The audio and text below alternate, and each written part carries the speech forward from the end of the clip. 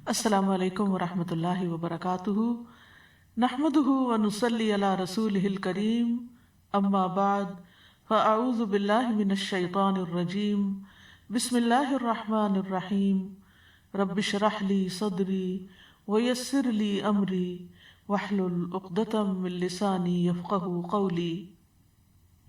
ويطعمون الطعام على حبه مسكينا ويتيما وأسيرا إنما نطعمكم لوجه الله لا نريد منكم جزاء ولا شكورا وَيُطْعِمُونَ الطَّعَامَ عَلَى حُبِّهِ مِسْكِينًا وَيَتِيمًا وَأَسِيرًا إِنَّمَا نُطْعِمُكُمْ لِوَجْهِ اللَّهِ لَا نُرِيدُ مِنْكُمْ جَزَاءً وَلَا شُكُورًا۔ اور وہ کھانا کھلاتے ہیں اس کی محبت میں مسکین اور یتیم اور قیدی کو، اور کہتے ہیں ہم تو صرف اللہ کے چہرے کی خاطر تمہیں کھلاتے ہیں، نہ تم سے کوئی بدلہ چاہتے ہیں اور نہ شکریہ۔ دنیا میں دو طرح کے لوگ پائے جاتے ہیں، ایک وہ جو صرف اپنے بارے میں سوچتے ہیں، اپنے مفاد کے سوا کسی اور چیز کی خبر نہیں رکھتے، وہ صرف ان کاموں میں دلچسپی رکھتے ہیں جس میں ان کا کوئی ذاتی فائدہ ہو۔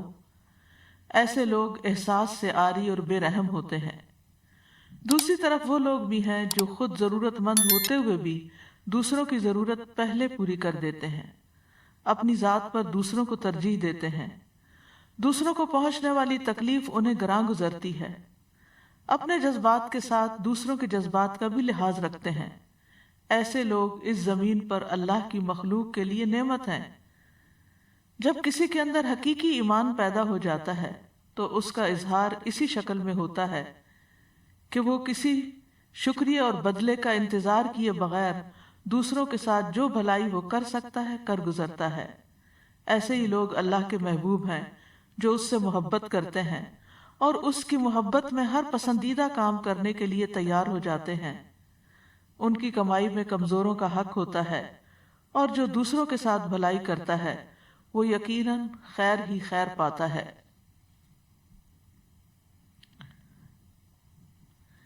یہ آیات سورۃ الانسان کی ہیں، جس میں آتا ہے کہ ان الابرار یشربون من کأس کان مزاجها کافورا عینا یشرب بها عباد اللہ یفجرونها تفجیرا یوفون بالنذر ویخافون یوما کان شرہ مستطیرا ویطعمون الطعام علی حبہ مسکینا ویتیما واسیرا انما نطعمکم لوجہ اللہ لا نرید منکم جزاء ولا شکورا۔ بے شک نیک لوگ ایسے جام سے پیئیں گے جس میں کافور ملا ہوا ہوگا، وہ ایک چشمہ ہے جس سے اللہ کے بندے پیئیں گے، وہ اسے بہا کر لے جائیں گے، خوب بہا کر لے جانا۔ جو اپنی نظر پوری کرتے ہیں اور اس دن سے ڈرتے ہیں جس کی مصیبت بہت زیادہ پھیلی ہوئی ہوگی، اور وہ کھانا کھلاتے ہیں اس کی محبت پر مسکین اور یتیم اور قیدی کو، اور کہتے ہیں ہم تو تمہیں صرف اللہ کی خاطر کھلاتے ہیں، ہم تو تمہیں صرف اللہ کے چہرے کی خاطر کھلاتے ہیں، نہ تم سے کوئی بدلہ چاہتے ہیں نہ شکریہ۔ تو یہاں پر ابرار یعنی نیک لوگوں کی کچھ صفات کا ذکر ہو رہا ہے جن کی قیامت کے دن بہترین مہمانی کی جائے گی، کیونکہ دنیا میں وہ اللہ کی محبت کی خاطر لوگوں کی ضروریات کا خیال رکھتے تھے، اللہ سے کیے ہوئے وعدے پورے کرتے تھے، اور آخرت کے اس دن سے ڈرتے تھے جس کا شر ہر طرف پھیلا ہوا ہوگا، جس کی مصیبت ہر طرف عام ہوگی۔ یہی چیز انہیں ابھارتی تھی کہ وہ اللہ کی محبت میں اللہ کے چہرے کے دیدار کی خاطر ایسے نیک کام کریں کہ جو صرف اور صرف اس کے لیے خالص ہوں، جس میں کسی انسان سے بدلے یا شکریہ کی توقع نہ ہو۔ تو اس آیت کا جو خاص طور پر یہاں جس کا انتخاب کیا گیا، اس کا مطلب یہ ہے کہ وہ جو ایک معنی ہے کہ اللہ کی محبت میں، اور دوسرا یہ کہ کھانے کی محبت کے باوجود، یعنی خود انہیں کھانے کی ضرورت ہوتی ہے لیکن خود کھانے کی بجائے وہ دوسروں کو کھلا دیتے ہیں، ان لوگوں کو جو کمانے سے عاجز ہوں اور وہ کسی چیز کے مالک نہ ہوں۔ اور اس میں کئی لوگ آتے ہیں، یعنی سب سے پہلے تو یطعمون الطعام آتا ہے، یعنی کھانے کی محبت میں، کھانے کی خواہش کے باوجود، تھوڑا ہونے کے باوجود اللہ کی محبت کی وجہ سے وہ لوگوں کو کھلاتے ہیں. اور کس کس کو کھلاتے ہیں؟ مسکیناً، مسکین کو. مسکین وہ ہوتا ہے جسے دوسرے کی ضرورت ہوتی ہے اور وہ کمانے سے رکا ہوا ہوتا ہے. اور یتیم کو بھی کھلاتے ہیں. یتیم وہ نابالغ بچے ہوتے ہیں جو اپنے والد سے محروم ہو جائیں، یعنی وہ اپنی دیکھ بھال، لک آفٹر خود نہیں کر سکتے. اور پھر قیدی، قیدی کو کھلاتے ہیں. قیدی وہ ہوتا ہے جس کا معاملہ کسی اور کے ہاتھ میں ہوتا ہے. اور یہ سورت مکی سورت ہے جس کی یہ آیات آپ کے سامنے پڑھی گئی ہیں. یہ ساری کی ساری مسلمانوں کی قوت پکڑنے سے پہلے کے دور کی ہیں. اور قیدی کے بارے میں یہ اقوال بھی پائے جاتے ہیں کہ اس سے مراد مسلمان قیدی ہیں. یہ بھی معنی کیا جاتا ہے کہ اس سے مراد غلام ہیں. اور یہ بھی ہے کہ وہ مسلمان جو مشرکین کے قیدی ہیں، یعنی مشرکوں کے پاس قید کر دیے گئے ہیں. اور پھر ایک معنی یہ بھی کیا گیا ہے کہ ناقص العقل قیدی ہیں، یعنی قید ہونے کی وجہ سے وہ خبتی اور مجنون ہو گئے ہیں اور ان کو اپنا بھی ہوش نہیں، لہٰذا ان کی ضروریات پوری کرتے ہیں. اور اس کے علاوہ آج کل آپ دیکھیں کہ جیسے بہت سے لوگ کرونا وائرس کی وجہ سے آئسولیشن میں ہیں، خصوصاً وہ لوگ جو اس سے جو افیکٹ ہوئے ہیں، جو بیمار ہیں، جو اپنے آپ کو خود بھی لک آفٹر نہیں کر سکتے اور دوسرے لوگ بھی ان تک نہیں پہنچ سکتے. پھر نہ صرف یہ کہ وہ خود ضرورت مند ہو جاتے ہیں، بلکہ ان کے جو متعلقین ہیں، ان کے جو بچے ہیں، ان کے جن کے وہ ذمہ دار ہیں، وہ بھی شدید ضرورت مند ہو جاتے ہیں. تو قیدی سے مراد صرف وہی شخص نہیں ہو سکتا جو کسی جیل میں پڑا ہوا ہو آج کے دور میں، یا کسی خاص غلامی کا شکار ہو، یا کسی کی گردن پکڑی ہوئی ہو. اس سے مراد وہ لوگ بھی ہو سکتے ہیں کہ جو اس طرح ریسٹرکٹڈ ہیں کہ جو نہ کما سکتے ہیں، نہ پکا سکتے ہیں، نہ کھلا سکتے ہیں. تو جو بھی ایسے ضرورت مندوں کو کھلائے گا وہ اللہ تعالیٰ کی محبت پائے گا. اور کھانے کا خاص طور پر ذکر کیوں کیا گیا؟ کیونکہ کھانا کھلانا جو ہے وہ کرم نوازی، سخاوت اور ایثار کا ذریعہ ہے، یعنی ایثار کی علامت ہے کہ کسی شخص کے اندر قربانی کا جذبہ پایا جاتا ہے کہ وہ اپنی محبوب چیز کو دوسرے کو دیتا ہے. اور پھر یہاں پر ان کا جو کہنا ہے انما نطعمکم لوجہ اللہ، کہ ہم تو تمہیں صرف لوجہ اللہ کھلاتے ہیں، اللہ کے چہرے کی خاطر. اس سے پتہ چلتا ہے کہ ان کے اندر کتنا شدید اخلاص ہے کہ وہ دنیا کا کوئی صلہ اور کوئی بدلہ، حتیٰ کہ شکریہ کے الفاظ بھی نہیں چاہتے، بلکہ اللہ سبحانہ تعالیٰ کی محبت چاہتے ہیں، اللہ کی رضا چاہتے ہیں، قیامت کے دن اللہ تعالیٰ کا دیدار چاہتے ہیں. لا نرید منکم جزاء ولا شکورا، ہم تم سے کوئی بدلہ اور شکریہ نہیں چاہتے. مطلب یہ ہے کہ ہم تو اللہ سے بدلہ چاہتے ہیں، کیونکہ اللہ تعالیٰ جو بدلہ دے سکتا ہے وہ تو کوئی اور بدلہ دے ہی نہیں سکتا. یعنی یہ وہ لوگ ہیں جو لوگوں سے تعریف نہیں چاہتے، لوگوں سے ایکنالجمنٹ نہیں چاہتے، لوگوں سے بدلہ نہیں چاہتے، اور نہ یہ چاہتے ہیں کہ کوئی اس پہ تعریف کرے، اور اگر کوئی تعریف نہ کرے تو ناراض ہو جاتے ہیں. جیسے بعض خواتین کی عادت ہوتی ہے کہ کھانا پکائیں، اگر گھر والے کھانے والے تعریف نہ کریں تو وہ اس پر مائنڈ کر جاتے ہیں. اور اسی وجہ سے ہم دیکھتے ہیں کہ جو ہی کھانے کی ٹیبل پر لوگ مہمان بیٹھتے ہیں تو وہ عموماً پسند ہو یا نہ پسند ہو پکانے والے کی یا گھر والے کی تعریف کرنا شروع کر دیتے ہیں، کیونکہ اس تعریف کے سبھی کے کان منتظر ہوتے ہیں. تو لیکن جو خالص لوجہ اللہ کھلاتا ہے اس کو اس تعریف سے بھی گھبراہٹ ہوتی ہے، وہ یہ تعریف بھی نہیں چاہتا، کیونکہ جو اللہ کے مخلص بندے ہوتے ہیں وہ اللہ کے علاوہ کسی اور کی قدردانی کے محتاج نہیں ہوتے، اور یہی ان کے اخلاص کی سچائی ہوتی ہے. اور اسی طرح وہ یہ بھی نہیں کہتے کہ آپ ہمارے لیے دعا کریں، کیونکہ دعا بھی احسان کے بدلے کی ایک قسم ہے، لیکن اس کا یہ مطلب نہیں کہ تعریف کرنی نہیں چاہیے یا شکریہ ادا نہیں کرنا چاہیے یا یہ کہ دعا نہیں دینی چاہیے. جو ریسیپینٹ ہے اس کو یہ تمام کام کرنے چاہیے، اس کو شکریہ بھی ادا کرنا چاہیے، جزاک اللہ بھی کہنا چاہیے، اور کسی نہ کسی شکل میں اس احسان کا بدلہ بھی دینا چاہیے. لیکن اگر کوئی نہ دے سکتا ہو تو پھر اس پر کوئی حرف نہیں. تو اللہ سبحانہ تعالیٰ ان کے دلوں کے حال کی تعریف کر رہے ہیں، یعنی صرف ان کی تعریف نہیں بلکہ ان کے دلوں کا حال بیان کر رہے ہیں کہ ان کے دل میں کیا ہے، کہ انما نطعمکم لوجہ اللہ. مجاہد کہتے ہیں انہوں نے یہ بات کہی نہیں تھی، یعنی زبان سے کسی کو اعلان نہیں کیا تھا کہ ہم صرف اللہ کے چہرے کی خاطر کھلا رہے ہیں، لیکن اللہ نے ان کی اس بات کو جان لیا کہ واقعی وہ اللہ کی خاطر کرنا چاہتے ہیں، اور ان کی تعریف فرمائی تاکہ وہ اور زیادہ نیک عمل میں رغبت کریں۔ کھانا کھلانا ہمارے دین میں ایک پسندیدہ کام ہے۔ اللہ سبحانہ تعالیٰ کی صفت ہے کہ وہ کھلاتا ہے اور اپنے بندوں کے لیے بھی پسند کرتا ہے کہ وہ دوسرے بندوں کو کھلائیں۔ قرآن مجید میں آتا ہے کل اغیر اللہ اتخذ ولیا فاطر السماوات والارض وہو یطعم ولا یطعم، کہہ دیجئے کیا میں اللہ کے سوا کوئی اور دوست بناؤں جو آسمانوں اور زمین کو پیدا کرنے والا ہے حالانکہ وہ کھلاتا ہے اور اسے کھلایا نہیں جاتا۔ ابراہیم علیہ السلام نے اپنے رب کی جو تعریف کی تھی وہ کیا تھی؟ الذی خلقنی فہو یہدینی والذی هو یطعمنی ویسقینی، وہ جس نے مجھے پیدا کیا پھر وہی مجھے راستہ دکھاتا ہے، وہی ہے جو مجھے کھلاتا ہے اور جو مجھے پلاتا ہے، یعنی رب وہ ہے جو کھلاتا اور پلاتا ہے۔ اور پھر آپ دیکھیے کہ رب نے ساری مخلوق کے لیے مختلف طرح کے کھانے پیدا کیے ہیں۔ سمندر کی مچھلیوں کی غذا اور ہے، پرندوں کی غذا اور ہے، وحشی جانوروں کی غذا اور ہے، انسانوں کی غذا اور ہے، اور انسان بھی جو دنیا کے مختلف خطوں پہ رہتے ہیں ان کی اپنی اپنی پسند کی غذائیں ہیں۔ اسی لیے اللہ تعالیٰ نے فوڈ میں زبردست ویرائٹی پیدا کی ہے، اور اللہ تعالیٰ فرماتے ہیں کہ انسان اپنے کھانے پینے کی چیزوں پر غور و فکر بھی کرے۔ فَلْيَنظُرِ الْإِنسَانُ إِلَىٰ طَعَامِهِ أَنَّا صَبَبْنَا الْمَاءَ صَبًّا ثُمَّ شَقَقْنَا الْأَرْضَ شَقًّا فَأَنبَتْنَا فِيهَا حَبًّا وَعِنَبًا وَقَضْبًا وَزَيْتُونًا وَنَخْلًا وَحَدَائِقَ غُلْبًا وَفَاكِهَةً وَأَبًّا مَتَاعًا لَكُمْ وَلِأَنْعَامِكُمْ۔ انسان کو چاہیے کہ وہ اپنے کھانے کی طرف دیکھے۔ ہم نے ہی اوپر سے پانی برسایا، یعنی کیسے انتظام کیا، پھر عجیب طرح سے زمین کو پھاڑا تو اس میں سے ہم نے اناج اگایا اور انگور اور ترکاریاں اور زیتون اور کھجور اور گھنے باغات اور پھل اور چارہ بھی اگائے۔ یہ سب کچھ تمہارے اور تمہارے مویشیوں کے لیے زندگی کا سامان ہے، کیونکہ کھانا اس لیے بھی بڑا عام ہے کہ اس پر انسان کی زندگی قائم ہے۔ انسان نہ کھائے، بھوکا رہے تو بھوک سے موت بھی واقع ہو سکتی ہے۔ پھر اسی طرح اللہ سبحانہ تعالیٰ نے مختلف طرح کی غذائیں ہمیں فراہم کی اور دوسروں کو کھلانے کا بھی حکم دیا۔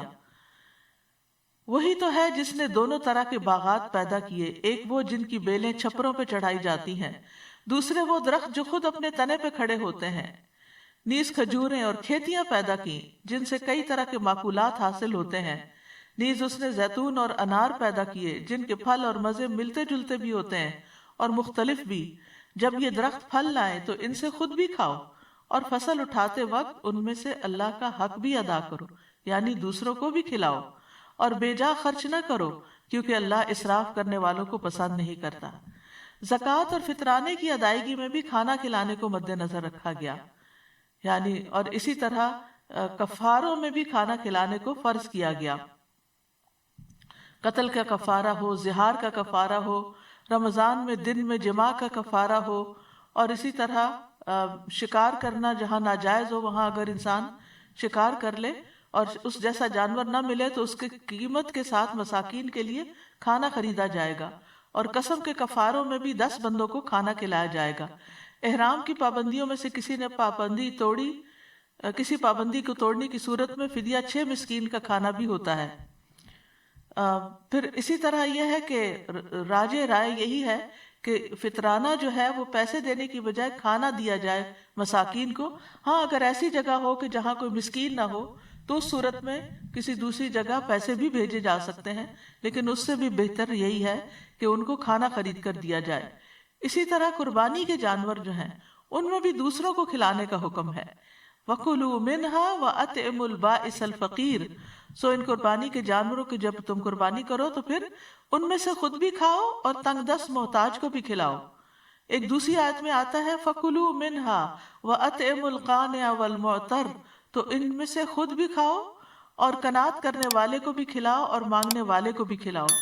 پھر اسی طرح حج کی نیکی کیا ہے؟ آپ صلی اللہ علیہ وسلم نے فرمایا بر الحج اطعام الطعام و طیب الکلام، حج مبرور وہ ہے جس میں کھانا کھلایا جائے، یعنی صرف اپنے کھانے کی فکر نہ کی جائے، اپنے آس پاس کے ساتھیوں کو بھی کھلایا جائے اور اچھی گفتگو کی جائے، کیونکہ وہاں ظاہر ہے کہ مشقت کا سفر ہے تو پھر انسان بعض اوقات اریٹیٹ ہو کر دوسرے پہ غصے کا اظہار بھی کر دیتا ہے، تو اس سے بچا جائے۔ پھر اسی طرح اصحاب الیمین کی جو قیامت کے دن دائیں ہاتھ والے ہیں، ان کی جو صفت قرآن مجید میں بتائی گئی ہے وہ کیا ہے؟ فَلَقْتَحَمَ الْعَقَبَةَ وَمَا أَدْرَاكَ مَا الْعَقَبَةُ فَكُّ رَقَبَةٍ أَوْ إِطْعَامٌ فِي يَوْمٍ ذِي مَسْغَبَةٍ يَتِيمًا ذَا مَقْرَبَةٍ أَوْ مِسْكِينًا ذَا مَتْرَبَةٍ ثُمَّ كَانَ مِنَ الَّذِينَ آمَنُوا وَتَوَاصَوْا بِالصَّبْرِ وَتَوَاصَوْا بِالْمَرْحَمَةِ أُولَئِكَ أَصْحَابُ الْمَيْمَنَةِ۔ پھر بھی وہ مشکل گھاٹی میں نہ گھسا، اور تجھے کس چیز نے معلوم کرایا کہ وہ مشکل گھاٹی کیا ہے؟ وہ گردن چھڑانا ہے، یعنی کسی قیدی کو آزاد کرانا ہے، یا کسی بھوک والے دن میں کھانا کھلانا ہے کسی قرابت والے یتیم کو یا مٹی میں ملے ہوئے مسکین کو۔ پھر یہ ہو کہ وہ ان لوگوں میں سے ہو جو ایمان لائے اور جنہوں نے ایک دوسرے کو صبر کی وصیت کی اور ایک دوسرے کو رحم کرنے کی وصیت کی، یہی لوگ دائیں ہاتھ والے ہیں۔ ایمان اور مسکین کو کھانا کھلانے کا باہم گہرا تعلق ہے، کیونکہ ایمان والے مساکین کو کھانا کھلاتے ہیں، جبکہ جو ایمان نہیں رکھتے وہ مسکین کو کھانا کھلانے کی ترغیب نہیں دیتے۔ انہ کان لا یؤمن باللہ العظیم ولا یحض علی طعام المسکین، بلا شبہ وہ عظمت والے اللہ پر ایمان نہیں رکھتا تھا۔ یہ جہنم میں جانے والوں کی خصوصیت بتائی گئی ہے، اور نہ مسکین کو کھانا کھلانے کی ترغیب دیتا تھا۔ سورۃ ویل لکل ہمزۃ لمزہ میں بھی یہی آتا ہے، ویل لکل ہمزۃ لمزہ، نہیں سوری، ارأیت الذی یکذب بالدین، کیا آپ نے دیکھا اس شخص کو جو دین کو جھٹلاتا نہیں، جس کا ایمان کوئی نہیں؟ فذلک الذی یدعو الیتیم، یہ وہ شخص ہے جو یتیم کو دھکے دیتا ہے، ولا یحض علی طعام المسکین، اور مسکین کو کھانا کھلانے کی ترغیب نہیں دیتا۔ ابو درداء اپنی بیوی کو مساکین کی وجہ سے زیادہ شوربہ بنانے کی ترغیب دیتے تھے۔ وہ کہتے تھے ہم نے ایمان لانے کے ساتھ آدھی زنجیر اتار پھینکی ہے، یعنی جہنم والوں کو جس زنجیر میں جکڑا جائے گا، کیا ہم باقی آدھی بھی نہ اتار پھینکیں؟ اور یہ بات انہوں نے اسی آیت سے اخذ کی تھی کہ باقی کھانا کھلا کے اس زنجیر کو نکلوا دیں۔ عمر رضی اللہ عنہ سے روایت ہے کہ رسول اللہ صلی اللہ علیہ وسلم نے فرمایا، افضل اعمال مومن کو خوشی دینا ہے، تم اس کے سطر کو ڈھانپ دو، یعنی اسے کوئی کپڑا پہناؤ، یا اس کی بھوک کو سیر کر دو، یا اس کی ضرورت پوری کر دو۔ اب پچھلی باتیں تو مساکین، یتیموں وغیرہ کے لیے تھی، لیکن اب کسی بھی مومن کے ساتھ کوئی اچھا معاملہ کرنا اس میں آ جاتا ہے، حتیٰ کہ اپنے گھر والوں کے ساتھ بھی۔ اور خواتین اس لحاظ سے بہت خوش قسمت ہیں کہ وہ ان کے ہاتھوں کھانا پکتا ہے اور ان کے بچے کھاتے ہیں، یہ بہت بڑی نیکی ہے۔ یعنی مردوں کے لیے تو باہر جا کے جہاد کرنا اور بڑے بڑے کام کرنا ہے، لیکن خواتین اگر صبر کے ساتھ، خوشی کے ساتھ اپنے گھر میں خود اپنے ہاتھوں سے کھانا پکا کر خود بھی کھاتی ہیں، بچوں کو بھی کھلاتی ہیں، ہمسایہ کو بھی خیال کرتی ہیں، عزیز و رشتہ داروں کا بھی خیال کرتے ہیں، تو یہ ان کے حق میں بھی بہت بڑی نیکی ہے، کیونکہ یہ افضل اعمال میں سے ہے۔ مومن کو خوشی دینا، اس کے سطر کو ڈھانپنا اور اس کی بھوک دور کرنا یا اس کی کوئی ضرورت پوری کرنا۔ مناوی کہتے ہیں کہ تم میں سب سے بہترین لوگ وہ ہیں جو اپنے بھائیوں، اپنے پڑوسیوں، اپنے فقراء اور مساکین کو کھانا کھلاتے ہیں، کیونکہ جسم کا دار و مدار کھانے پر ہے اور اس میں ہر جاندار چیز کی زندگی ہے۔ اسی طرح بھوکے کو کھانا کھلانے کا حکم ہے۔ نبی صلی اللہ علیہ وسلم نے فرمایا، بھوکے کو کھانا کھلاؤ، بیمار کی تیمارداری کرو اور قیدی کو رہائی دلاؤ۔ ایک اور جگہ پر بھی محبوب اعمال کا جو ذکر آیا، اس میں ابن عمر کہتے ہیں کہ ایک آدمی نبی صلی اللہ علیہ وسلم کے پاس آیا اور کہا، اے اللہ کے رسول، کون سے لوگ اللہ کو زیادہ محبوب ہیں اور کون سے اعمال اللہ کو زیادہ پسند ہیں؟ تو رسول اللہ صلی اللہ علیہ وسلم نے فرمایا، وہ لوگ اللہ کو زیادہ محبوب ہیں جو دوسرے لوگوں کے لیے سب سے زیادہ فائدہ مند ہو، یعنی جو دوسروں کو فائدہ پہنچائیں۔ اور اللہ عز و جل کے نزدیک سب سے زیادہ پسندیدہ اعمال یہ ہے، کسی مسلمان کو خوش کرنا، یا کسی کی تکلیف دور کر دینا، یا اس کا قرضہ ادا کر دینا اور اس سے بھوک کو دور کر دینا، یعنی کھانا کھلانا۔ اسی طرح ایک اور جگہ پر بہترین لوگوں کے بارے میں آتا ہے۔ حمزہ بن صہیب اپنے والد سے روایت کرتے ہیں کہ عمر رضی اللہ عنہ نے صہیب سے کہا، تم اچھے آدمی ہو، کاش تم 3 صفات تم میں نہ ہوتی۔ صہیب نے کہا، وہ کون سی ہیں؟ عمر رضی اللہ عنہ نے کہا، تم نے کنیت رکھی ہوئی حالانکہ تمہاری اولاد نہیں، تم عرب کی طرف منسوب ہو حالانکہ تم رومی ہو، تم کھانا کھلانے میں اسراف سے کام لیتے ہو۔ صہیب نے کہا، آپ کا یہ اعتراض کہ میں نے کنیت رکھی ہوئی حالانکہ میرا کوئی لڑکا نہیں، تو اس کا جواب یہ ہے کہ رسول اللہ صلی اللہ علیہ وسلم نے خود میری کنیت ابو یحییٰ رکھی تھی۔ آپ کا دوسرا اعتراض کہ میں نے اپنے آپ کو عربوں کی طرف منسوب کر رکھا ہے حالانکہ میں ان میں سے نہیں، رومی ہوں، تو اس کا جواب یہ ہے کہ میں قبیلہ نمر بن قاصد سے ہوں. رومیوں نے مجھے موصل سے قید کر لیا تھا. میں اس وقت نوجوان تھا اور اپنا نسب پہچانتا تھا. اور آپ کا یہ اعتراض کہ میں کھانے میں اسراف کرتا ہوں، یعنی کھانا کھلانے میں زیادہ کھلاتا ہوں، تو میں نے خود رسول اللہ صلی اللہ علیہ وسلم کو فرماتے ہوئے سنا، تم میں سے بہترین شخص وہ ہے جو کھانا کھلائے. پھر اسی طرح ہر جگر والے کو کھلانے پلانے پہ اجر ہے، چاہے وہ انسان ہو، چاہے وہ حیوان ہو، چاہے وہ کوئی بھی مخلوق ہو.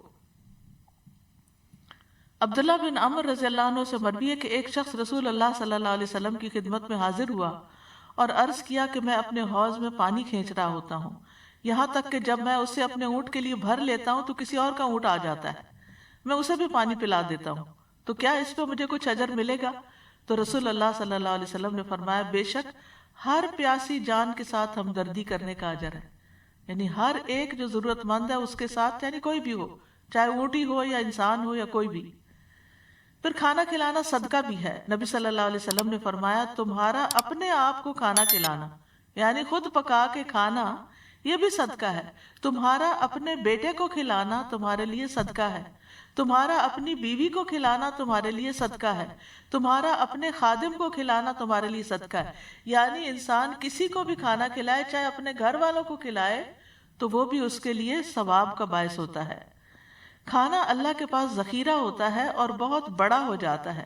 حضرت عائشہ سے مروی ہے کہ رسول اللہ صلی اللہ علیہ وسلم نے فرمایا، بے شک اللہ تم میں سے ہر ایک کی کھجور اور لقمے کو، یعنی کھانے کا لقمہ، اس طرح بڑھاتا ہے، یعنی جب وہ لقمہ تم کسی کو کھلاتے ہو تو اس کو اتنا گرو کرتا ہے جیسے تم میں سے کوئی آدمی اپنے گھوڑے کے بچھیرے کو بڑھاتا ہے، یہاں تک کہ وہ احد پہاڑ کے برابر ہو جاتا ہے. حتیٰ کہ معمولی چیز کھلانے پر بھی اجر ہے. رسول اللہ صلی اللہ علیہ وسلم نے فرمایا، اپنے اور آگ کے درمیان میں آڑ بناؤ، اپنے اور آگ کے بیچ میں آڑ بناؤ، خواہ ایک کھجور کے ٹکڑے سے ہی کیوں نہ، یعنی اس کو ہی صدقہ کیوں نہ کر کے.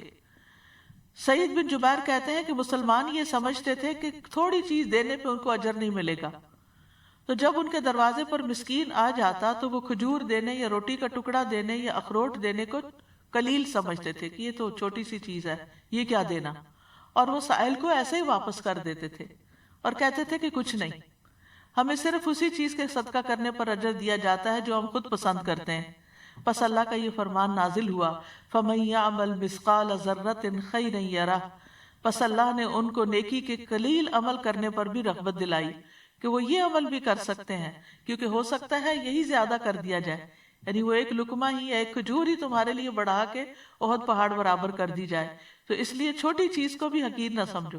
بہت دفعہ ایسا ہوتا ہے نا کہ کوئی تو ضرورت مند ہوتا ہے اور ہم شرما جاتے ہیں کہ یہ بھی کوئی دینے کی چیز ہے، حالانکہ ہو سکتا ہے دوسرے کو اسی چیز سے ہی فائدہ ہو جائے. پھر اسی طرح کھانے میں دوسروں کو شامل کر لینے سے برکت ہو جاتی ہے.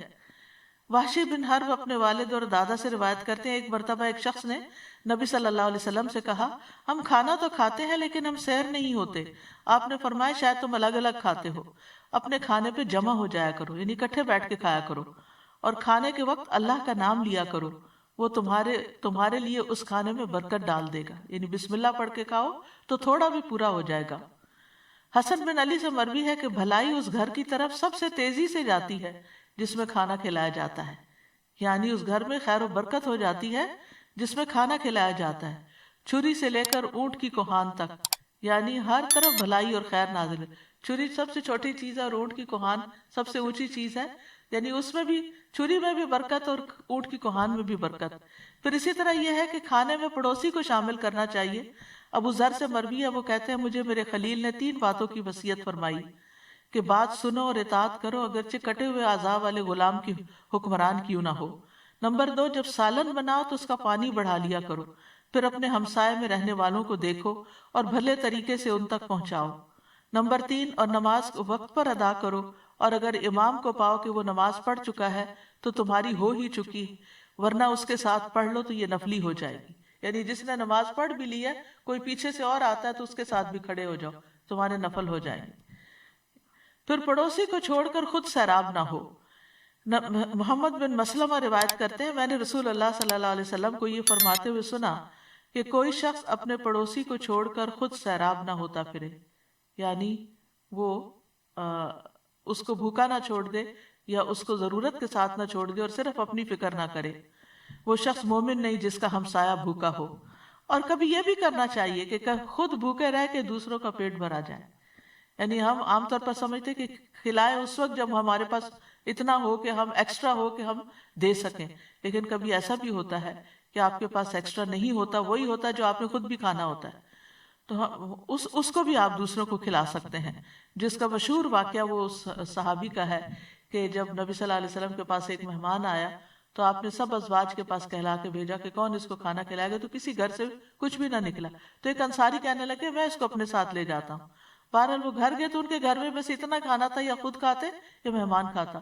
انہوں نے بتی بجھا دی اور یوں شو کیا جیسے ہم خود بھی کھا رہے ہیں، اور مہمان کو کھانا کھلا دیا اور بچے بھی بھوکے سو گئے اور خود بھی بھوکے سوئے.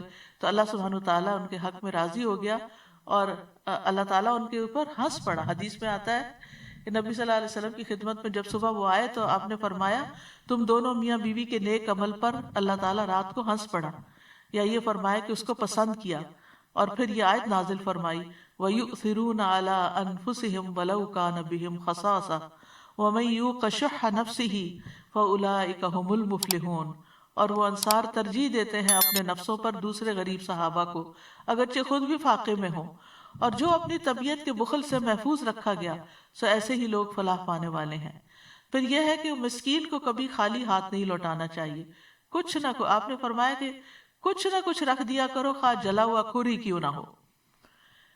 پھر اسی طرح یہ کھانا کھلانا جنت واجب کر دینے والا عمل ہے. ہانی بن یزید نے نبی صلی اللہ علیہ وسلم سے پوچھا مجھے کوئی ایسی چیز بتا دے جس سے میرے لیے جنت لازم ہو جائے، مجھے جنت میں جانا ہے. آپ نے فرمایا اچھا کلام اور کھانا کھلانے کو لازم پکڑ لو، یعنی دوسروں سے بات اچھی طرح کرو اور کھانا کھلانا پکا کر لو. پھر جنت کے خوبصورت بالا خانے ملنا. علی رضی اللہ عنہ سے مروی ہے، وہ کہتے ہیں کہ رسول اللہ صلی اللہ علیہ وسلم نے فرمایا یقیناً جنت میں ایسے بالا خانے بھی ہیں جن کا اندرونی حصہ باہر سے نظر آتا ہے اور باہر کا حصہ اندر سے نظر آتا ہے، یعنی جیسے شیشہ لگا ہوا ہو. تو ایک دیہاتی نے پوچھا یا رسول اللہ صلی اللہ علیہ وسلم یہ کس کے لیے ہیں؟ آپ نے فرمایا اس شخص کے لیے جو اچھی بات کرے اور کھانا کھلائے، اور جب لوگ رات کو سو رہے ہوں تو صرف اللہ کے لیے نماز ادا کرے، یعنی تہجد وغیرہ پڑھے. پھر یہ جنت میں بلند درجوں والے کام ہیں. آپ نے فرمایا جنت کو بلند کرنے والی 3 چیزیں ہیں. نمبر 1 کھانا کھلانا، نمبر 2 سلام پھیلانا، اور نمبر 3 رات کے وقت جب لوگ سو رہے ہوں تو نماز پڑھنا. کھانا کھلانے کے کئی معاشرتی فوائد بھی ہیں. اس میں ایک یہ ہے کہ انسان کا نفس سے بخل اور کنجوسی نکل جاتی ہے، یعنی انسان کے نفس کا تزکیہ ہوتا ہے. اور پھر اسی طرح فقیر اور بھوکا آدمی جو ہے وہ بھی راضی ہو جاتا ہے، اور اپنے دل میں جو امیر شخص کے خلاف کا بغض رکھتا ہے وہ نکل جاتا ہے. یعنی اپنی صفائی بھی ہوتی ہے اور جس کو دیا جاتا ہے اس کا دل کا حال بھی اچھا ہو جاتا ہے. اسی طرح جو لوگ دین اسلام سے ناواقف ہیں ان میں دین پھیلانے کا ذریعہ بھی بنتا ہے. اور پھر یہ کہ آپس میں محبت بڑھتی ہے. اور اس کے برعکس قرآن مجید میں کھانا نہ کھلانے پر مذمت کی گئی ہے. جہنم میں لے جانے والا عمل ہے. جہنمیوں سے پوچھا جائے گا ما سلککم فی سقر، یہ کیا چیز تمہیں جہنم میں لے گئی؟ قالوا لم نک من المصلین ولم نک نطعم المسکین، وہ کہیں گے ہم نماز نہیں پڑھتے تھے یا نماز پڑھنے والوں میں سے نہیں تھے اور ہم کھانا نہیں کھلاتے تھے. اور وہ باغ والوں کا قصہ جو قرآن میں آتا ہے کہ جنہوں نے یہ سوچا ہی تھا کہ ہم مسکینوں کو دیں گے، نہیں ابھی کیا کچھ نہیں، ابھی تو وہ پہنچے ہی نہیں تھے باغ میں، صرف منصوبہ بندی کر رہے تھے کہ ان کا سارا باغ جل کے رہ گیا. تو مسکین کو کھانا نہ کھلانے کی مذمت ہے. ولا یحض علی طعام المسکین. اور کھانا کھلانے کا ایک اور نقصان یہ بھی ہے کہ قیامت کے دن اللہ تعالیٰ فرمائے گا اے ابن آدم میں بیمار ہوا، تو نے میری عیادت نہیں کی. اسی طرح اللہ تعالیٰ فرمائے گا اے ابن آدم میں نے تجھ سے کھانا مانگا، تو نے مجھے کھانا نہیں کھلایا. وہ کہے گا اے میرے رب میں تجھے کھانا کیسے کھلاتا حالانکہ تو رب العالمین ہے. تو اللہ تعالیٰ فرمائے گا کیا تو نہیں جانتا تھا کہ میرے فلاں بندے نے تجھ سے کھانا مانگا تھا لیکن تو نے اس کو نہیں کھلایا؟ کیا تو نہیں جانتا تھا کہ اگر تو اس کو کھلاتا تو اسے میرے پاس پاتا؟ پھر اسی طرح پانی بھی نہیں روکنا چاہیے، کیونکہ 3 لوگ ایسے ہیں جن سے اللہ تعالیٰ قیامت کے دن کلام نہیں کرے گا. ان میں سے ایک وہ ہے کہ جس کے پاس ضرورت سے زیادہ پانی تھا لیکن وہ مسافروں کو نہیں پلاتا تھا، یعنی ساتھ والوں کو نہیں دیتا تھا جبکہ وہ سخت پیاسے تھے. کھانا کھلانا انبیاء کی صفت ہے. ابراہیم علیہ السلام مہمان کے بغیر کھانا نہیں کھاتے تھے. نبی صلی اللہ علیہ وسلم کی سنت ہے. ارباز بن ساریہ کہتے ہیں کہ رسول اللہ صلی اللہ علیہ وسلم نے مجھے سحری میں رمضان میں سحری کے لیے بلایا. افطار پارٹی تو بہت ہوتی ہیں لیکن آپ صلی اللہ علیہ وسلم نے سحری کھلانے کے لیے بلایا اور فرمایا آؤ مبارک کھانا کھا لو. یعنی سحری کا کھانا جو ہے برکت والا کھانا ہے. پھر یہ صحابہ کی سنت ہے. ابن عمر کے دسترخوان پر یتیم بھی حاضر ہوتا. ایک دن انہوں نے اپنا کھانا منگوایا اور یتیم کو بھی بلا لیا. یتیم وہاں نہیں تھا. جب وہ کھانے سے فارغ ہوئے تو یتیم آ گیا. کھانا منگوایا تو کھانا نہیں تھا. پھر ابن عمر نے بازار سے اس کے لیے ستو اور شہد منگوایا اور اس کو پیش کیا. یعنی ایک دفعہ جب بلا لیا تو پھر کچھ نہ کچھ دے کر ہی بھیجا. نافع کہتے ہیں کہ ابن عمر اس وقت تک کھانا نہیں کھاتے تھے جب تک ان کے ساتھ کھانے کے لیے کوئی مسکین نہ لایا جاتا. یعنی وہ اس کا اتنا اہتمام کرتے تھے. ایک دفعہ میں ان کے ساتھ کھانے کے لیے ایک شخص کو لایا کہ اس نے بہت زیادہ کھانا کھایا. بعد میں ابن عمر نے کہا آئندہ اس شخص کو میرے ساتھ کھانے کے لیے نہ لانا. میں نے نبی صلی اللہ علیہ وسلم سے سنا ہے کہ مومن ایک ہاتھ میں کھاتا ہے اور کافر 7 ہاتھوں میں کھاتا ہے. پھر اسی طرح نافع بیمار ہو گئے. نافع کہتے کہ ابن عمر بیمار ہو گئے تو انہوں نے انگور کی خواہش ظاہر کی. ابھی انگور نئے نئے آئے تھے، یعنی موسم شروع ہوا تھا. تو ان کی بیوی صفیہ نے ایک درہم بھیجا کہ انگوروں کا خوشہ خریدا جائے. جو ایلچی انگور لینے گیا اس کے پیچھے پیچھے سوالی آ گیا. جب وہ ایلچی دروازے پہ آیا اور داخل ہوا تو اس نے کہا ایک سائل ہے، یعنی سوا اللہ کے نام کا دو کچھ. ابن عمر نے کہا یہ اس کو دے دو. تو انہوں نے وہ خوشہ سائل کو دے دیا. پھر صفیہ ان کی وائف تھی، انہوں نے پھر ایک درہم بھیجا اور پھر ایلچی پیچھے وہی سائل آ گیا. پھر ابن عمر نے کہا یہ ان کو دے دو. پھر وہ دوبارہ ان کو دے دیا گیا. تو صفیہ نے سائل کی طرف پیغام بھیجا اللہ کی قسم اگر تم اب آؤ گے تو تم مجھ سے کوئی خیر نہیں پاؤ گے. تم میرے شوہر کو کھانے نہیں دیتے پھر آ جاتے ہو. اور پھر ایک اور درہم بھیجا اور انگوروں کا خوشہ خریدا. امہات المومنین کی بھی یہ سنت ہے. ایک مسکین حضرت عائشہ کے پاس آیا. اس نے ان سے کچھ مانگا. حضرت عائشہ روزے سے تھی. ان کے گھر میں صرف ایک ہی روٹی تھی. اپنی لونڈی سے کہا یہ اس کو دے دو. آپ کے پاس اس نے کہا آپ کے پاس افطاری کے لیے کچھ نہیں. انہوں نے کہا یہ اس کو دے دو. تو خیر لونڈی نے ایسا ہی کیا، وہ دے دیا. وہ کہتی ہیں جب شام ہوئی تو کسی گھرانے کی طرف سے ہمیں بکری کا تحفہ بھیجا گیا. تو ام المومنین حضرت عائشہ نے کہا مجھے بلایا اور کہا اس میں سے تم کھا لو، یہ تمہاری ایک روٹی سے بہتر ہے. یعنی تم روٹی نہیں دے رہی تھی تو اللہ نے تمہارے لیے اتنا بہترین بھیج دیا. سلف صالحین جو تھے وہ اپنے کھانے میں دوسروں کو شریک کیا کرتے تھے. بہت سے لوگ افطاری میں دوسروں کو ساتھ کھلانے پہ ترجیح دیتے. ان میں سے عبداللہ بن عمر، داؤد طائی، مالک بن دینار اور احمد بن حنبل ہیں. ابن عمر یتیموں اور مساکین کے ساتھ روزہ افطار کرتے. اگر ابن عمر کو یہ علم ہو جاتا کہ ان کے گھر والوں نے ان کو مساکین اور یتیموں سے دور ہٹایا تو اس رات افطاری نہ کرتے. یعنی کہ وہ بہت زیادہ اس بات کا خیال رکھتے تھے. خود روزہ رکھتے اور دوسروں کو کھلا دیتے. ان میں سے حسن بصری اور عبداللہ بن مبارک ہیں. کبھی اکیلا نہ کھانے والے. ابو سوار ادبی کہتے ہیں کہ بنی عدی کے کچھ لوگ اس مسجد میں نماز پڑھتے تھے. ان میں سے کسی ایک نے بھی اکیلے اس طرح افطاری نہیں کی کہ وہ کھانے پر اکیلے ہوں. اگر ان کو کوئی کھانا کھانے والا ساتھ مل جاتا تو کھا لیتے، ورنہ اپنا کھانا مسجد لے جاتے اور وہاں لوگوں کے ساتھ مل کے کھاتے. لوگ ان کے ساتھ کھاتے. پھر اپنے کھانے پر دوسروں کو ترجیح دینا. ربی کے پاس جب کوئی سائل آتا تو وہ کہتے اس کو شکر کھلاؤ، کیونکہ ربی شکر پسند کرتے تھے. یعنی جو خود پسند کرتے تھے وہی مسکین کو دیتے تھے. غلام آزاد کرنے سے بھی زیادہ کھانا کھلانے کو پسند کرنا. بعض سلف صالحین کہتے ہیں کہ میں اپنے ساتھیوں میں سے 10 ساتھیوں کو دعوت دوں اور ان کو ایسا کھانا کھلا دوں جسے وہ پسند کرتے ہوں تو یہ مجھے اسماعیل علیہ السلام کی اولاد میں سے 10 غلام آزاد کرنے سے زیادہ محبوب ہے. دنیا کی ہر چیز سے زیادہ اپنے بھائی کو کھانا کھلانا پسند کرنا. ابو سلیمان دارانی کہتے ہیں اگر پوری دنیا میں سے مجھے صرف ایک لقمہ ملے پھر میرا بھائی آ جائے تو میں یہی پسند کروں گا کہ میں یہ لقمہ اس کے منہ میں ڈال دوں. پھر گھر آنے والے مہمان کو بہترین چیز پیش کرنا. ابو خلدہ کہتے ہیں میں اور عبداللہ بن عوم محمد بن سیرین کے پاس گئے تو انہوں نے ہمیں مرحبا کہا اور وہ کہنے لگے مجھے سمجھ نہیں آ رہی کہ میں تمہیں کیا تحفہ دوں. تم میں سے ہر ایک کے گھر میں روٹی اور گوشت کھایا جاتا ہے، لیکن میں تمہیں ایسا کھانا کھلاؤں گا جس کے بارے میں میرا خیال ہے کہ وہ تمہارے گھر میں نہیں کھایا جاتا. تو وہ شہدہ لے کر آئے جو کہ شیری کی طرح کی چیز یعنی میٹھی چیز تھی. وہ اسے چھری سے کاٹتے تھے اور ہمیں کھلاتے تھے. یعنی وہ چیز کھلانا کہ جو دوسرے نہیں کھاتے ہوں.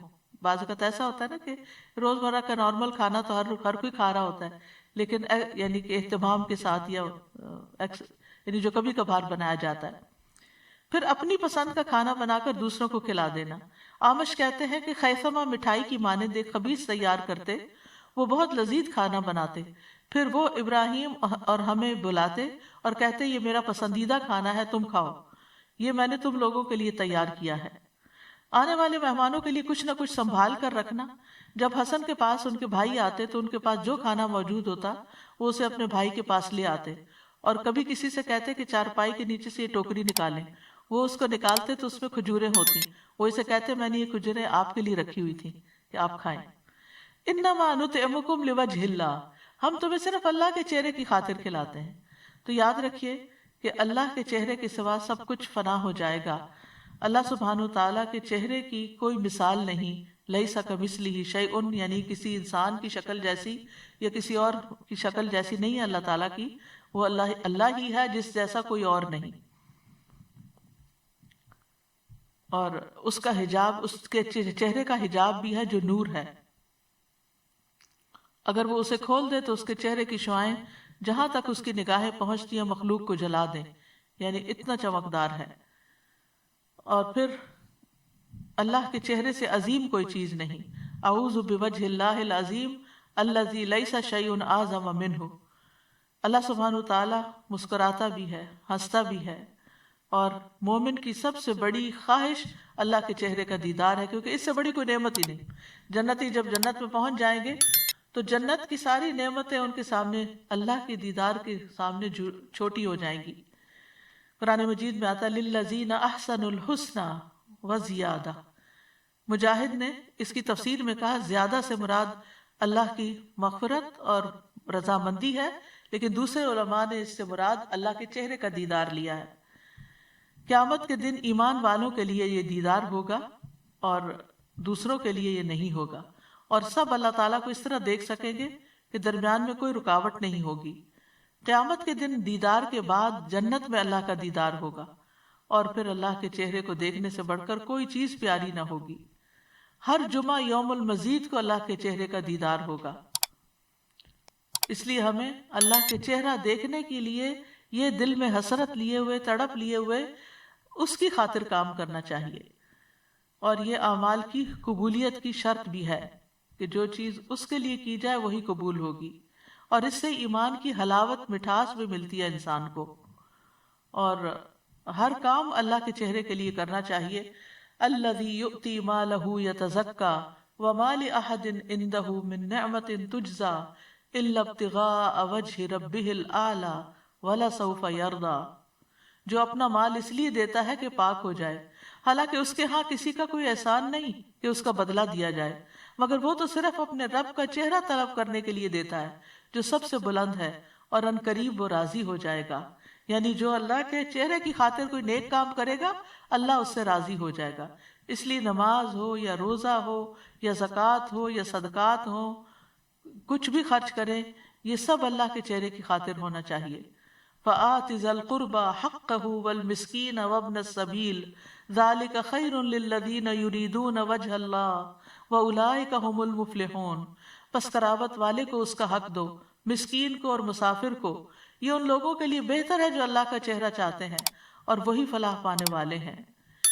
اور اسی طرح جو بھی کسی کو کچھ دے، چھوٹی نیکی کرے بڑی نیکی، دل میں یہی ہو کہ میں اللہ کو دیکھنا چاہتی ہوں. چاہے قرآن پڑھنا ہو، چاہے پڑھانا ہو، چاہے ذکر کرنا ہو، چاہے لا الہ الا اللہ پڑھنا ہو، چاہے نیکی کے مسجدوں کی طرف جانا ہو، نیکی کے کام کرنے ہو، اللہ کی راہ میں جد و جہد کرنی ہو، اللہ کے لیے کوئی نظر ماننی ہو، صبر کرنا ہو، غصہ پینا ہو، دوسروں کو معاف کر دینا ہو، یہ سب کچھ اللہ سبحانہ تعالیٰ کا چہرہ چاہتے ہوئے ہی کرنا چاہیے، حتیٰ کہ اپنی ذمہ داریاں پوری کرنے کے لیے. اسی طرح اگر کوئی سوال کرے تو وہ بھی اللہ کے چہرے کا واسطہ یعنی دے کر جو سوال کرے اس کو دینا بھی چاہیے. یعنی کہ مانگنے والے کو اگر کوئی اللہ کے نام سے یا اللہ کے چہرے کی خاطر مانگے کہ اللہ تمہیں اللہ اپنا چہرہ دکھائے تو اس سوالی کو رد نہیں کرنا چاہیے. آپ نے فرمایا جو تم سے اللہ کے نام پر پناہ طلب کرے اس کو پناہ دو، اور جو تم سے اللہ کے چہرے کے واسطے سے سوال کرے اس کو بھی دو. اور ہمیں دعا بھی مانگنی چاہیے اللہ سے کہ اللہ ہمیں اپنا دیدار عطا کر. اور یہ ایک لمبی دعا ہے جس کے ایک حصے میں یہ بھی دعا آتی ہے اللہم بعلمک الغیب وقدرتک علی الخلق احینی ما علمت الحیات خیرا لی وتوفنی اذا علمت الوفاة خیرا لی اللہم واسألک خشیتک فی الغیب والشہادہ واسألک کلمۃ الحق فی الرضا والغضب واسألک القصد فی الفقر والغنى واسألک نعیما لا ينفد واسألک قرۃ عین لا تنقطع واسألک الرضا بعد القضاء واسألک برد العیش بعد الموت اور واسألک لذۃ النظر الی وجهک والشوق الی لقائک فی غیر ضراء مضرۃ ولا فتنة مضلۃ اللہم زیننا بزینۃ الایمان وجعلنا ھداۃ مہتدین. باقی حدیث کی بجائے میں اس صرف پارٹ کا ترجمہ کروں گی. اور تیرے چہرے کو دیکھنے کی لذت کا سوال کرتا ہوں اور تجھ سے ملاقات کا شوق مانگتا ہوں بغیر اس کے کہ کسی نقصان دہ مصیبت میں پھنسوں یا کسی گمراہ کن فتنے میں مبتلا ہوں. اے اللہ ہمیں ایمان کی زینت سے مزین کر دے اور ہمیں ہدایت یافتہ لوگوں کا رہنما بنا دے. پھر اللہ کے چہرے کا وسیلہ دے کے دعا کرنی چاہیے. اعوذ بوجہ قعقاع بن حکیم کہتے ہیں کہ کعب الاحبار نے کہا اگر میں چند کلمات نہ پڑھتا تو یہودی مجھے گدھا بنا دیتے، یعنی اتنا جادو کرتے تھے. لوگوں نے پوچھا وہ کیا ہے؟ کعب نے کہا اعوذ بوجہ اللہ العظیم الذی لیس شیء اعظم منہ وبکلمات اللہ التامات التی لا یجاوزہن بر ولا فاجر وباسماء اللہ الحسنى کلها ما علمت منها وما لم اعلم من شر ما خلق وبرأ وذرأ. میں اللہ کے عظیم چہرے کی پناہ مانگتا ہوں جس سے عظیم کوئی اور چیز نہیں، اور اس کے مکمل کلمات کے ساتھ پناہ چاہتا ہوں جس سے کوئی نیک یا بد آگے نہیں بڑھ سکتا، اور اللہ کے تمام اسماء حسنہ کے ساتھ پناہ چاہتا ہوں جن کو میں جانتا ہوں اور جن کو میں نہیں جانتا، اور اس چیز کے شر سے جس کو اللہ نے بنایا، پیدا کیا اور پھیلا دیا. بہت ہی جامع اور خوبصورت دعا ہے. اب کرنے کے کام کیا ہے؟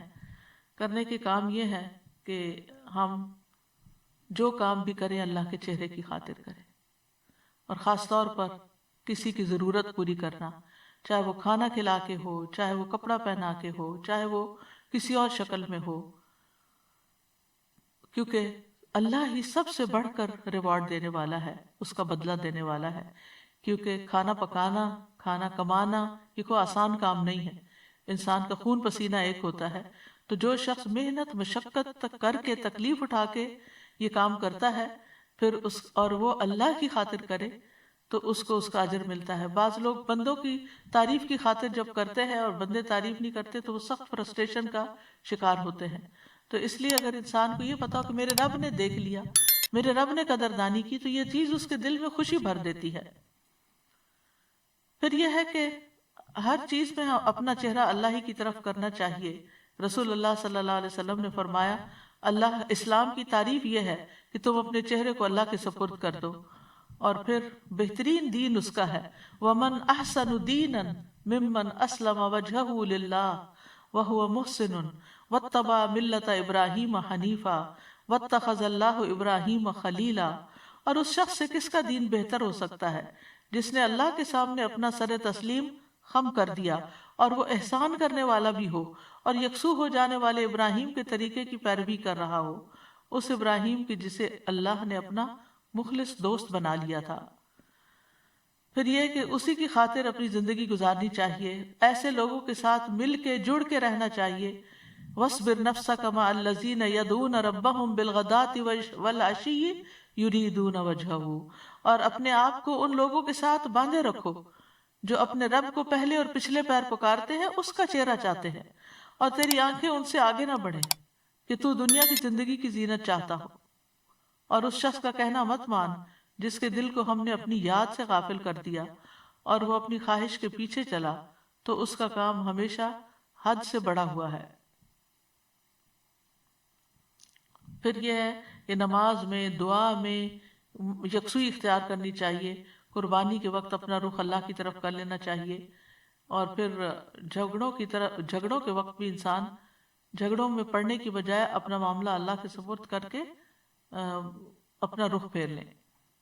پھر اللہ کے عذاب سے بچنے کے لیے اللہ کے چہرے کی پناہ مانگنی چاہیے۔ پھر سوتے ہوئے اپنا چہرہ اللہ کے سپرد کر دینا چاہیے۔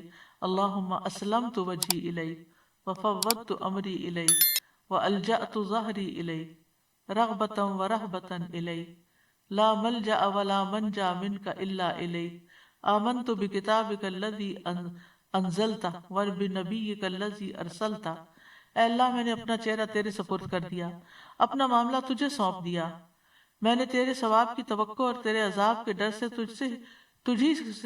تجھی کو پشت پناہ بنا لیا۔ تجھ سے بھاگ کر کہیں اور پناہ اور نجات کی جگہ نہیں مگر تیرے ہی پاس۔ اے اللہ، جو کتاب تو نے نازل کی میں اس پر ایمان لایا، جو نبی تو نے بھیجا میں اس پر ایمان لایا۔ تو اگر تم اس حالت میں مر گئے، یعنی اس ایمان اور اس رغبت کے ساتھ، فرمایا تم فطرت پر مرو گے، اور اس کو باقی سب دعاؤں کے آخر میں پڑھو۔ تو اس سے یہ پتہ چلتا ہے کہ نبی صلی اللہ علیہ وسلم نے بعض اوقات احادیث کی ترتیب بھی بتائی۔ اللہ سبحانہ وتعالی ہمیں عمل کی توفیق عطا فرمائے۔ وآخر دعوانا ان الحمد للہ رب العالمین۔ سبحانک اللہم وبحمدک اشہد ان لا الہ الا انت استغفرک واتوب الیک۔ السلام علیکم ورحمۃ اللہ وبرکاتہ۔